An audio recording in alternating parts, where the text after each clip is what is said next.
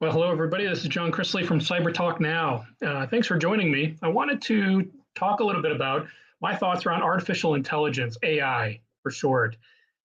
There's been a lot of hype right now. So we are currently in the end of September of 2023. So if you're reading this, or I'm sorry, listening to this in a year or two, you'll know that the current date is the end of September 2023. I've just come off the road from presenting at two different conferences in the last 2 weeks. The first was a National Cyber Summit in Huntsville, Alabama. The second was the IT Security Leadership Exchange in Bonita Springs, Florida. And at both of these conferences, I got the honor and the ability to be invited to speak on a panel regarding artificial intelligence and cybersecurity. And we talked a lot of different topics, especially whether this is a good thing or a bad thing. Is artificial intelligence going to be good for our industry or not? And, it's a double-edged sword, right? Obviously, there's a lot of good that is going to come out of artificial intelligence. For example, I talked about how security teams, people who are sitting there watching threats come in, and the different tool sets that are used in the security industry, this is going to be great for them. Artificial intelligence to me means more sources of threat intel. And in my world, in cybersecurity, for many years now, I've tried to always make sure that myself and my teams have access to the most amount of threat intel that they possibly could, whether it's paid subscriptions or free subscriptions. The more threat intel you have about what's going on globally in the world, what do other vendors, everybody from Cisco to Microsoft to Fortinet to government to federal law enforcement to other teams of people, all this intelligence, this threat intelligence, what's going on in the world is really good to share and consume. Because you know what's going on in the world. For example, if somebody on the other side of the world is getting attacked by a certain nation state or a certain, it doesn't even matter if it's a nation state nowadays, it could be right here in the good old US, a certain IP address is attacking a system, they're trying to get in, they're trying to break in, or they did break in. Maybe they exfiltrated some data. And now that information about who and where and how and what is shared with the IT security community as threat intel, others can consume that information and protect themselves and say, you know what, I'm not waiting until they get at my front door or my back door of my network. I'm going to go ahead and I'm going to block that. I'm going to put up my defenses. I'm going to close certain ports. I'm going to upgrade my software. I'm going to adjust my firewall rules so that I'm protected from it. Now, a lot of vendors in the world, again, I mentioned the Ciscos, the Microsofts, Fortinets, the Sophos, I could go on and on with the brand names, everybody. And I love them all. I do. I really love technology, as you're probably well aware. But all these vendors, they also create and share threat intel. It's a lot of threat intelligence that's out in the world. So to me, going back to artificial intelligence, to me, artificial intelligence in cyber is a form of threat intel. It is getting more information to help protect yourself against the threats that are out there in the world today. It's not a perfect science. Here's where the bad side of threat intel comes in. Some of the bad side. There's quite a bit of bad side that can come of artificial intelligence. Think about it, everybody. The word artificial intelligence, right? It's artificial. It's created by man, all right? I don't think that computers are creating intelligence on their own yet. I mean, yes, algorithms and things like that, I know computers can learn, but a lot of the artificial intelligence, AI that's out there is trained by man or woman, as it may be, right? Human beings are training it. Well, you can either train it with correct info or incorrect info. You can ask it to do good things for you. You can ask it to do bad things.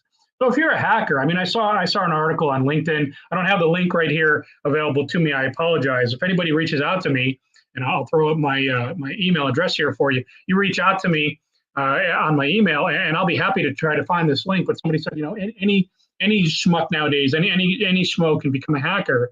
They talked about, here was how easy this was.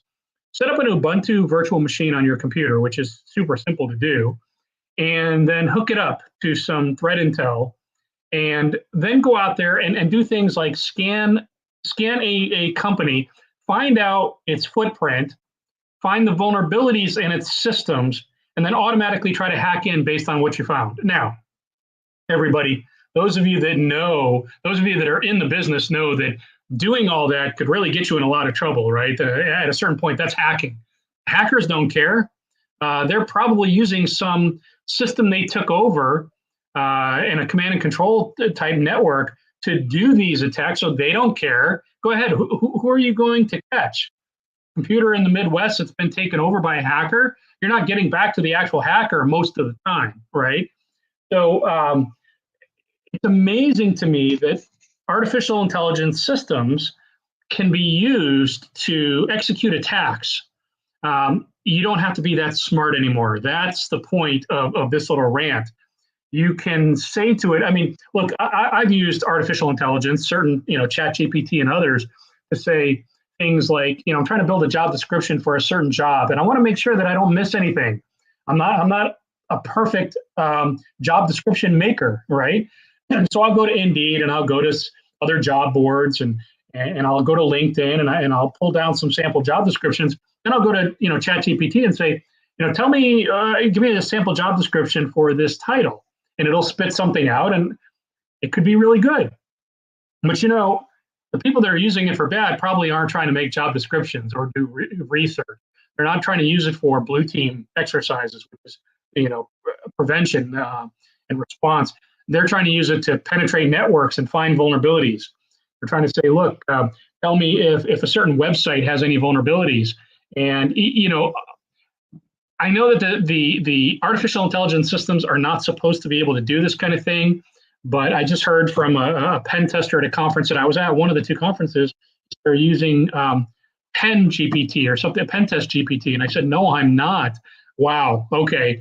And, you look into these and you're like, it's scary. It's also exciting. It's a very exciting time. These utilities can be used for such good reasons, but then again, can't everything? I mean, look, you put a website up on the web, that you're supposed to be able to use that for good measures, right? You put up a company website, yet there's other people that try to hack that or try to redirect your domain name to theirs. They try to intercept your traffic. Everything you try to do in computer world these days, in internet land, can be used for good or bad, I'm sure. There's always a way. There's always somebody looking to profit or exploit the good nature of things people are doing. They're trying to profit from it. And it's, it's not good. It's really not. In any event, so artificial intelligence, for good or for bad, I'd like to believe that there's a lot more good to be used than bad, but I'm not a hacker. I'm not a criminal. I'm not a bad guy trying to exploit companies and steal data. I'm afraid of artificial intelligence and machine learning for the reasons of the bad guys are going to constantly look for ways to exploit it. And what are we as defenders going to be able to do? Are we going to be able to keep up? There's, I go to these conferences and I walk into the expo halls and any conference I go to, and you look at the number of vendors that are selling the next widget, the next golden egg, the next, great solution. And mind you, the technology is amazing in 2023. The security tools. Problem is, there's so many of them. You've got one that does this, one that does that, and my goodness, you forget to put one control in place, and somebody has figured out a way to exploit the whole and get into your network and steal your data. It's a never-ending journey for cyber defenders like myself and the teams that I work with and the companies I've worked for. We're trying to do the right thing. We're on the side of good. We're trying to prevent people from stealing data. We're trying to prevent people from breaking into company networks of our customers, whether they be defense contractors, whether it be small business retailers. It doesn't matter. We're trying to prevent, and it's a never-ending job, everybody. And I think artificial intelligence is going to inflate that threat. It's going to elevate and expand that threat tenfold, if not more. Now, can the tools keep up? Can the firewalls and intrusion detection and prevention systems and data loss prevention systems and other systems, all those vendors, right, are all touting how they're embracing artificial intelligence. So can they do this? Can they themselves get more access to threat intel and behavioral analytics which says, I see that John Chrisley's logging in via VPN, but he never logs in via VPN at 3 in the morning because he's usually sleeping. Like, can they just get more? Boy, I was almost going to say more smarter. Can they get smarter? And they're very smart. These tools are by far usually more intelligent than human beings, but human beings have to operate them, right? Human beings have to train them and tune them and monitor them. You can't leave these tools just to their own. You can't leave them on their own. It's not a set and forget it. That's why we have security operations teams and network operations teams that have to continually monitor and watch what's going on with these tools. The tools are great and they're getting better and better every day. So I know that I started this webcast with artificial intelligence and do I think it's going to be good? I think it's going to be great for our industry. It's going to create new challenges and a whole new business and market of defense of AI that is being used for no good. Okay, and I'm already starting to see a lot of that. The things you can do in September, I looked down at the date, September of 2023, the things you can do with artificial intelligence already. You see, follow Google and Microsoft closely, and there's plenty of others, don't get me wrong. But I follow Google and Microsoft, see what they're doing with Bard and Bard for Google and Copilot and things like that for Microsoft. And the amount of artificial intelligence they're trying to build into these systems, it's incredible. It really is good. I'll give you an example of something that I see coming, excuse me, already, for example, without Copilot and artificial intelligence baked into Microsoft tools. And yes, I'm a big Microsoft fan. Don't hate me for it. I love Microsoft. I've been a Microsoft baby for years and years and years. I love Microsoft tools. Yes, I know they've had some security challenges over the years, but they've gotten better, haven't they? Every OS has security issues at one time or another. Any applications do as well. In Microsoft, I like how when I open up and I'm in PowerPoint or I'm in Word, for example, and I'm working on a document, had the opportunity to coach a mentee of mine on his resume. And we were on a session and he opens Word and he's working on his resume. And Word is now smart enough to know what you're working on. It sees that you've opened up a document, probably by the name, resume, or maybe the template that he used. And it was offering him suggestions as he goes along. And that is a form of artificial intelligence, right? I thought that was amazing. And is that a form of machine learning where, the application is getting smarter and smarter? For example, a very small thing that I think we all see is when you go into, these Office products, it says, do you want to pick up where you left off before? Wow, thank you. These are great features. Imagine where we're going to be able to go in the future. I've done a few podcasts on this topic. I've done some speaking. I don't even think we've touched the surface yet, right? Like a lot of things in tech. We haven't even begun to see where this is going to go. If it can help you with your resume, and I know when I was working with my daughter's resume, trying to come up with a good template, and using Word or even Publisher, it's suggesting things to you that are way better than what I could have come up with on my own. I'm not a marketing guru. Maybe the people that are and they use Adobe products, they can do way better, but I'm not that person. So to have the applications be context aware and they know what you're working on, and for them to suggest, and they're really good suggestions. Now, you don't always have to take their suggestions. You don't have to use it. I'm waiting to see another example here, everybody, and then I'll wrap up here in a minute. Another example of where I see artificial intelligence really helping out is the ability to use products to their fullest. Now, what am I talking about here? Now, I read a statistic in preparing for one of my panels on artificial intelligence. I read a statistic and don't know if it's true or not, so don't quote me on it, but I seem to believe this. Wait till I explain it. It'll make a little more sense. That, in Microsoft Office applications, a typical user, on average, does not use more than 10% of the power of those applications and the functions and the capability of those applications. You know what? I believe that, and I'm probably guilty of that myself. So let's talk through this just for a second. Going to Excel, and by the way, I have taken training on Excel over the years. I have a couple of certifications here and there. They're probably expired by now, but the point is, I've actually been what you call formally trained on Excel. And yet my daughter comes along in middle school with a Microsoft Office certification on Excel and blew me away at what she knew about Excel and Word and PowerPoint. She got 3 of them.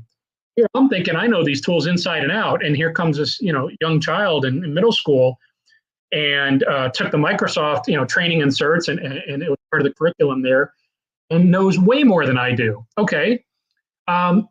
I still think I know some things in Excel she doesn't know, right? I've worked with macros and formulas, and I've dug deep in formulas. I still find myself watching a lot of webcasts, listening to a lot of podcasts, looking on LinkedIn. A lot of these guys and girls out there in the industry who have like, hey, follow me and I'll show you some secrets for Excel and PowerPoint. And I follow them and I'm like, wow, I had no idea. I had no idea. I'm probably using 10% of what is available of these tools to use. Okay, let's push this forward. How can artificial intelligence help this?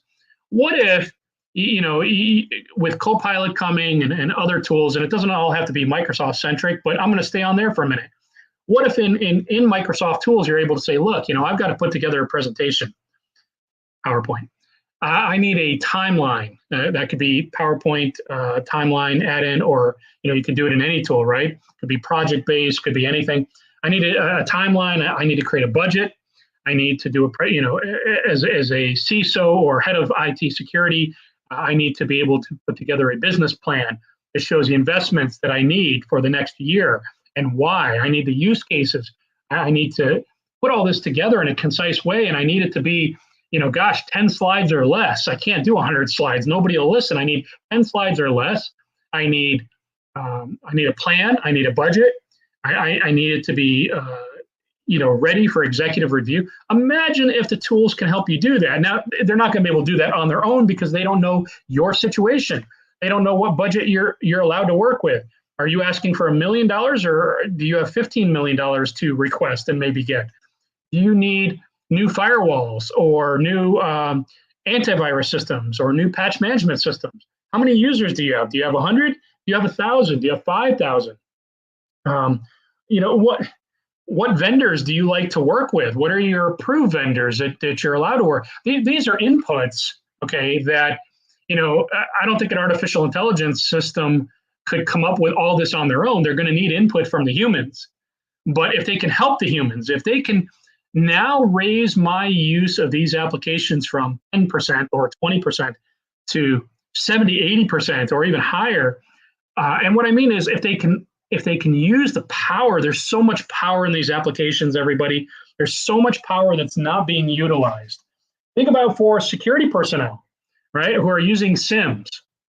Logs are being sent to them, and they're trying their best to keep up, and they're writing rules and they're building alerts, and these SIM systems are getting smarter every day, right? Those vendors are building rules. But what if artificial intelligence can help them detect things that they don't even have a rule for yet? They haven't even written the rule, and it says, hey, I see something. I know a lot of systems are trying to do that with behavioral. We see something wonky. You better look at this. But imagine if they're able to harness the power of, it used to be, we'd say, if we could harness the power of supercomputers, that's really where we're headed. The whole internet is a supercomputer, and there's all these treasure troves of data stores all around the internet, right? Different vendors, different pockets of threat intel. Imagine if all that can be harnessed and brought together. That's, I think, when we're really, really going to see the benefits. So everybody, look, I'm going to put a couple of things back up here on the screen. Number one, I want to put my email address back up here, jchrisley@gmail.com. I'd love to hear from you. I get inspiration for my next webcast and podcast series by hearing from different people about what they want to hear about. I'd ask you, I'm going to throw my LinkedIn profile up here. Please reach out to me on LinkedIn. It's linkedin.com/n/John Chrisley. I'd love to connect with you and have you connect with me. Let me know that you heard about me on the Cyber Talk Now webcast. We are powered by StreamYard. It's a beautiful platform. I'm really glad that I found it. I owe it to some colleagues of mine in the industry that were using StreamYard to host their webcast, and I really, really enjoy it. I plan on using it even more as time goes on because there's so many features even in that product. Imagine that. Here I am creating a webcast for you.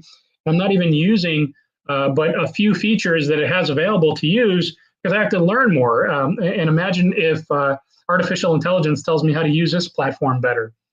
Also, I'm going to put up here a link, cybertalknow.godaddysites.com.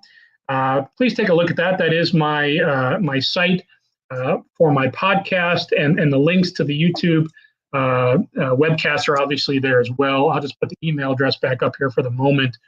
Everybody, it's really good to be able to talk to you. I've been in the IT industry now for 30 years this year, and I've seen a lot. I've done a lot. I've had the very good fortune to work with a lot of companies and a lot of really talented people. I've got a lot to say, and this forum allows me that opportunity to get some of this off my chest and put it down, not on paper, but in a webcast format or a podcast if you happen to listen into that, so that people can come back and they can reference it and they can share it with others. So please share this with others that maybe find benefit from it.